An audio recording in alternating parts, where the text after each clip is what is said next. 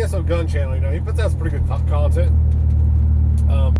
However, he is a bootlegger and doesn't see the issue. If all these large YouTube channels, if one of them seen the issue, it would probably make the other ones think like, this is really the issue. Instead, they do some mental gymnastics in their head to work around the issue so they can support the issue. Because if you don't support the issue, you're a criminal.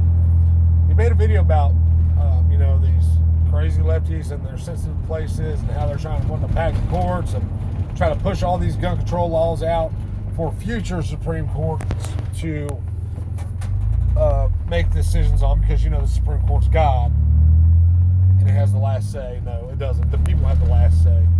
Only collectively and only with force. But in his head, all these laws saying you cannot carry in a sensitive place, it's these people.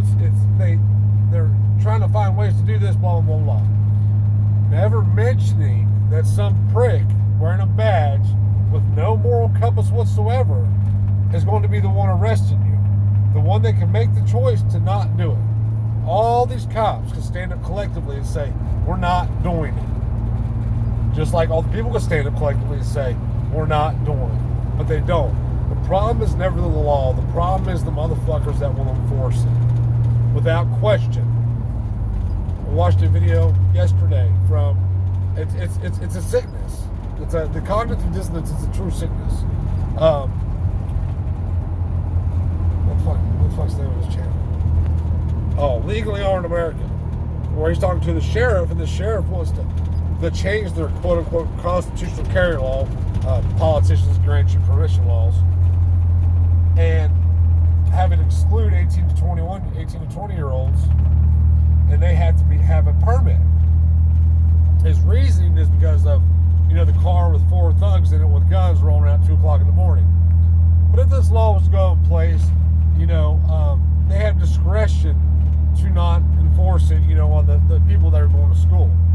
You want to put your hopes and dreams and life into the hands of some pig that always has the opportunity of discretion, yet never uses it unless it's for somebody he knows? You go ahead and do that. The Legal Armed America did give a little nudge back, but he did not push like he should have pushed.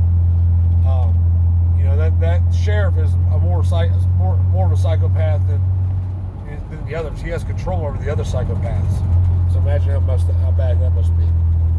But the VSO Gun Channel, the problem is not the laws. It never has been. The problem is those willing to enforce it. And if you take a few minutes of your day and go back and look where policing forces stemmed from, you will find that they are completely unconstitutional in the manner that we have them today. Government agents policing society means that you are a slave. You're a slave to do whatever they tell you to do. The facts that back that up: income tax, property tax, personal property tax, all the turkeys, registrations, licensings for all these different things, all enforced by some thug wearing a badge in the name of government. Now, they say police stemmed from the Watchmen, which isn't true, because the Watchmen was not a government entity. It wasn't government agents. It was people from the community acting as watchmen for the communities, for the militia, not from government. And the first policing forces in this country didn't exist until 1838. I guess the founders just forgot to make up that part of government. No, it was intentional. We were supposed to police ourselves. Society is, and your community is, not with government involved. It blows my mind that these people continue to support these cops, whether it be the local police, the sheriffs, whatever. They're all the same. The sheriff has no constitutional power. You know why? Because you don't have the authority to give him any authority over me. Yet every driveway I pass, every year, is extorted because they have done well for themselves and they own property to pay for shit they probably don't want, like me, I don't want nothing they have to offer. Keep every single service you have. There's not one that you have that I want. So where do I opt out so the property tax no longer has to be paid on my land? Which as of today I don't pay it. But there will come a time where I have to make a choice. And the choice is going to be, no, I'm not doing it. And when they come to kill me, everybody will look at me as if I'm some criminal who should have just obeyed. If I would have just paid the property tax, well, how about I just fucking give them everything I make?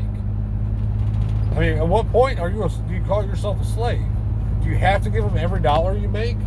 Because that's the road we're heading down. Every year we're taxed more and more and more. 0.25% here, 0.25% there, 2 cents here, 2% there. 60% is average for household incomes that go to some form of taxation in this country. Wake the fuck up. And the Supreme Court does not have the last say, the people do. But not when you look over and say, well, if you would just obey. No, you have to get involved and say, he doesn't have to obey. There's actually a North Carolina Supreme Court case from 1803, I think. I'll have to look it up. If I remember, I'll put it in a community post after this, where the court specifically found that the British loyalist had no obligation to obey the law because he did not agree with it. He was not present when the law was created. Something to that effect. And that was in the founding the closer to the founding of this country than we are now. If y'all can't see over 250 years of millions of people that freedom has been twisted into this illusion, which is really slavery, you need to wake the fuck up. Like I said, they let me out of prison, not to the free world, just into a bigger prison.